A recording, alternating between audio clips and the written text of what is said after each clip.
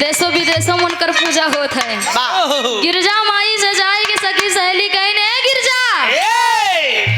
ना इनके बौराहू के रहाई के घर बा न खाई के खाना बा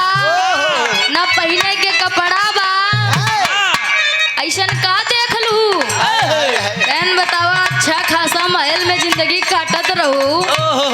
ए पत्थरे पे दिन बितावत यह माई गिरजा सुनत रही डांट लीन कहीं देखा अगर अब एक को लफ्ज बोलू हमारे बौरा है बारे में तो हमसे ठीक ना होए कहन काऊ जाना तू दुनिया को देख रेख करे वाला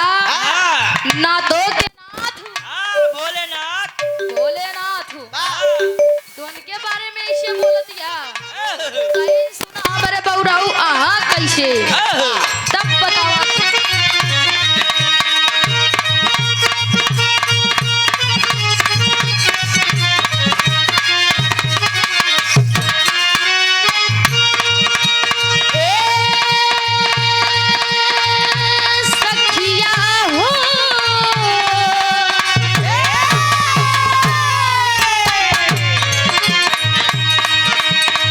हमरे जैसे पिया केहू के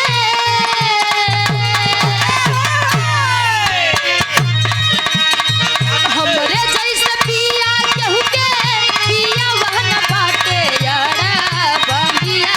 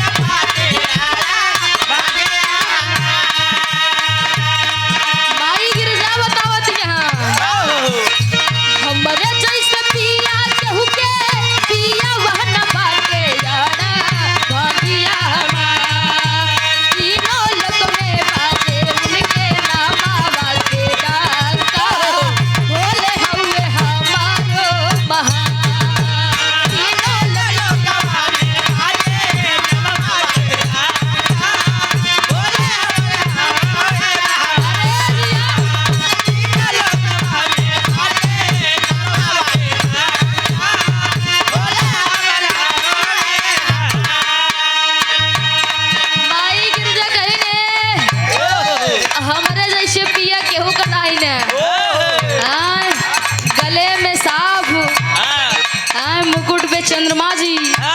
गंगा जी केकर दुल्हा ऐसे ना दुनिया के देख रेख करे वाला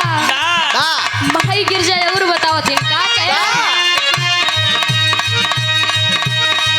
दुनिया के मालिक हुए भोले शिवदानिया हो भोले शिवदानिया हो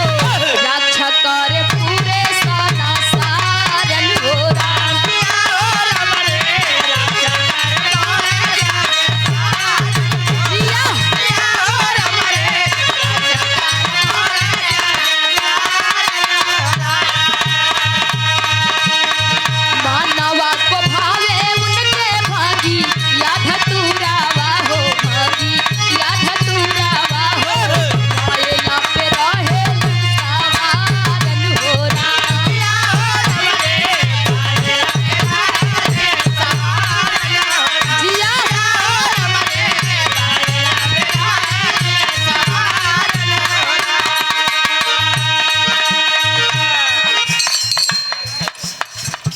आदरणीय परम पूज्य परम सत्य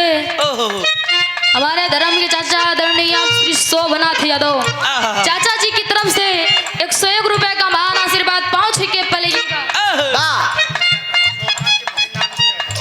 आदरणीय परम पूज्य परम सत्य श्री शोभनाथ यादव के भाई आदरणीय हमारे चाचा जी नानू यादव चाचा जी की तरफ से 101 रुपए का महान आशीर्वाद पहुंच के पलेगा। माई गिरजा बतावती है का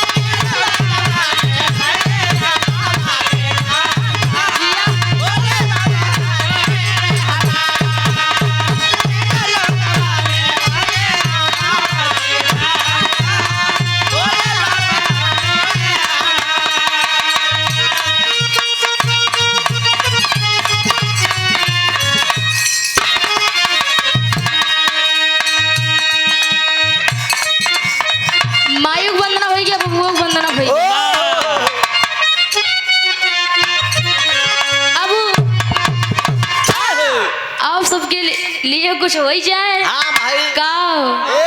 मनोरंजन है मनोरंजन। हाँ। आई जा गुरुजी, थोड़ा धूम तर्ज